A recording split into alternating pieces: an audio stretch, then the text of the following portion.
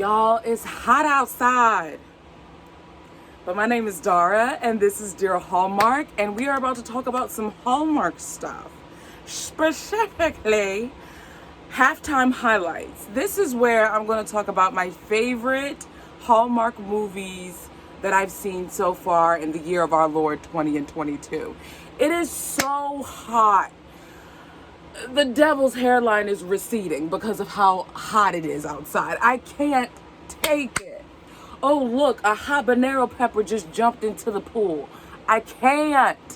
I need relief. Summer is for the birds, the aviatory animals. Can we please delete Dara from the chat for the summer and then bring me back into the fall? I just can't. I need relief. I have water in a glass. And I said it like that specifically because I normally drink it out of the bottle, but I'm drinking it out of a glass for this video. Okay, let's get into it. I have notes. This is my iPad case. How cool is that? Oh, I have emails. I gotta check my email. Let's get into this. That's not my passcode. Let's get into these top 10. So this year has been an incredibly interesting year, and if you saw my previous video or have watched it, you'll understand my thoughts, my heart, my feeling. This is a little bit crooked. We're just gonna fix it. Oops, like that. Okay. And yeah, so let's see where the chips fell. Now, I am not including Hallmark movies and mysteries. That is going to be its own separate video because there hasn't been 10 Hallmark movies and mysteries movies, and I feel like they're in a completely separate playing field. They are doing something completely different, and I think it deserves its own ranking. So whereas, because we don't have 10, I'm just going to rank Hallmark movies and mysteries, but for Hallmark Channel, I'm going to choose 10. So we're focusing on Hallmark Channel for this video. Let's get it popping with number 10. This may be a little controversial. I just want to apologize in advance, but my number 10 is Welcome to Mama's. I really liked the Italian food, and I liked when they went back in history and you saw Mama and you saw Papa. That's what I liked about it. I love the infusion of Italian culture. It just brought me in. And then having Mama and Papa back in the day in black and white speaking Italian, just take me to Italy, why don't you? Just put me on a plane and take me to Italy. Like, why don't we just go up? So that's how I feel. Not gonna lie, I haven't watched it since, but it's still, the impression that it left on me is still a big one. It's still a big one, just saying. Number 9, we have A Tale of Love, starring Brittany Bristow and Chris McNally. Now, this is one where I didn't care about the story. Their chemistry sold it for me. Chris McFly was so smooth. I said, hold on now there, brother. From where art thou cometh from? I was confused. No, I wasn't. I enjoyed it. I enjoyed it, and I enjoyed it. Brittany has been killing this year. Have y'all seen A Story of Love from Up TV? Starring her and Franco Lopresti, who's going to be in the Hallmark Movies and Mysteries movie that is coming out at the end of July, with the young lady who was in Too Close for Christmas, which stars Jessica Lowndes and Chad Michael Murray. She plays Jessica Lowndes' sister. There's a lot of strings connecting here, and it's making me a happy Dara. That's all I'm saying. That's all I'm saying. Number 8, Hidden Gems. Hidden Gems was the first movie that we got for summer nights. Can't even tell you the actor's name. I think it was Hunter and Beau. But what sold it for me was the enemies to lovers trope. I feel like that was the best the best progression of an enemies to lovers trope since Love on the Air. Fight me, sue me, do what you gotta do. But that's how I feel. I really feel like the way the writers wrote the sarcasm, the banter, I was in it to win it. They got me. They got me. And I really enjoyed it. I really, really enjoyed it.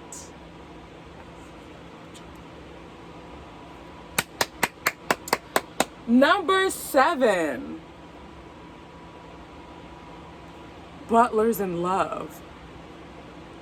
I had little to no expectations for that movie, and it really surprised me. But what clipped it was the ending.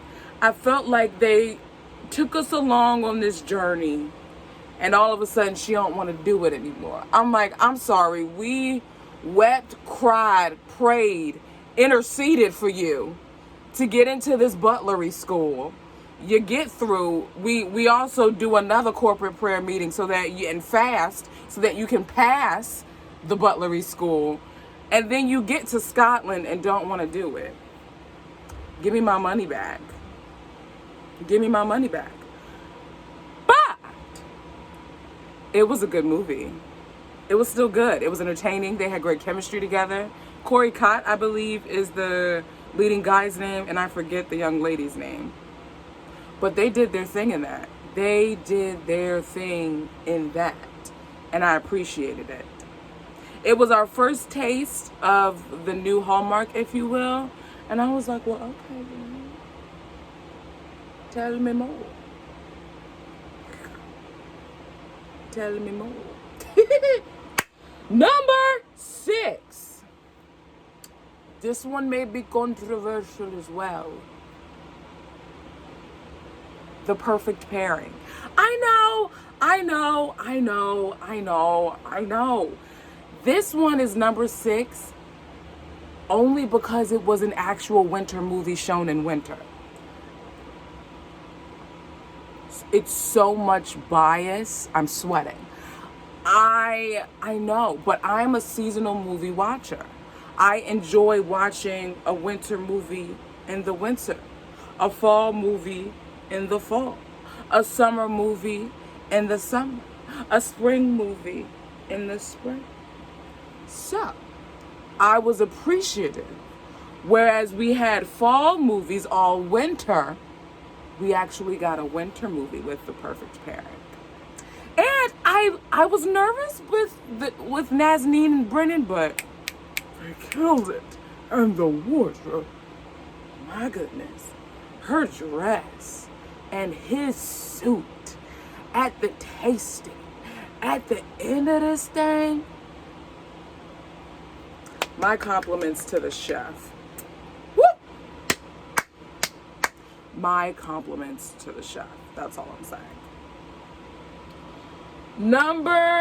Okay, so we're about to get into the top 5 because I don't want this video to be too long. So let's just do it. Number 5, a royal runaway romance. I mean, like, it was cute. It was a royal movie. I love royal movies. Brant Doherty, Philippa Northeast killed it with the acting, the chemistry. It was just a fire movie. The only thing, it just didn't have a feel for me. It didn't have a cheese. There were no cheese, you know? The cheese shop was closed as it pertains to that movie. But it was a good movie. I respect it. It was a well done movie. Number 4. Here we go. Romance to the Rescue.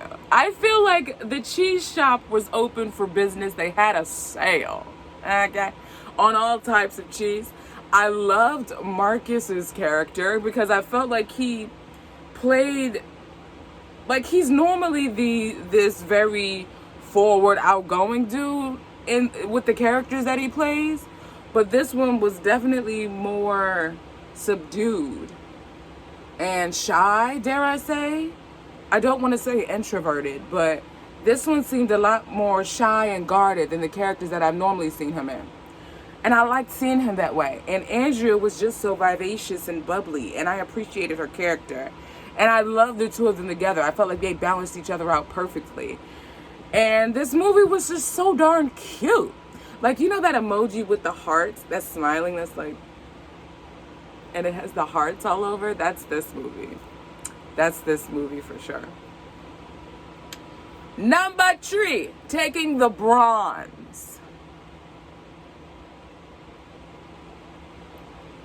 Wedding Veil Legacy. Legacy. You heard me? Wedding Veil Legacy. Victor Webster, Allison Sweeney, Maddie Finocchio killed it. They killed it. Put the wax on it. It's done.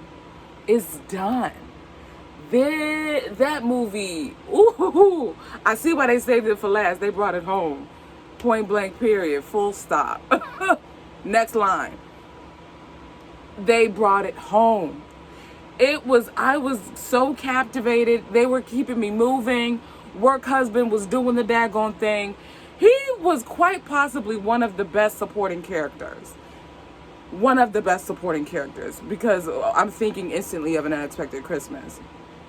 But he is quite possibly one of the best supporting characters.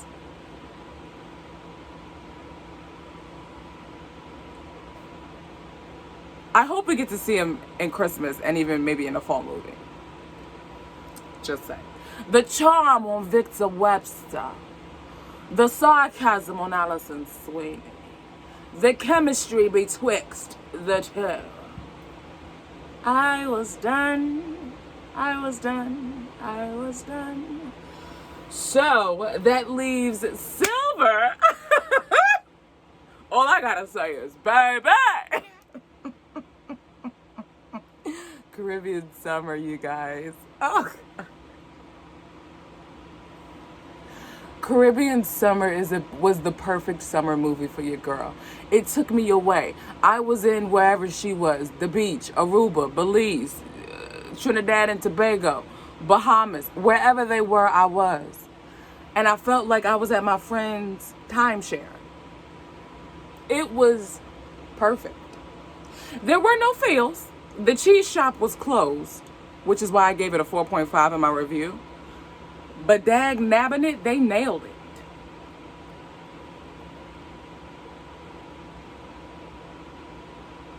They nailed it. I'm just saying, baby. They nailed it, okay? And number 1. Can we raise a glass? Not to freedom, hashtag Hamilton, but to my favorite movie of 2022. Just One Kiss. Oh my gosh, put me in a fur coat. Give me a what is it? A fur scarf. Give me gloves up to my elbows.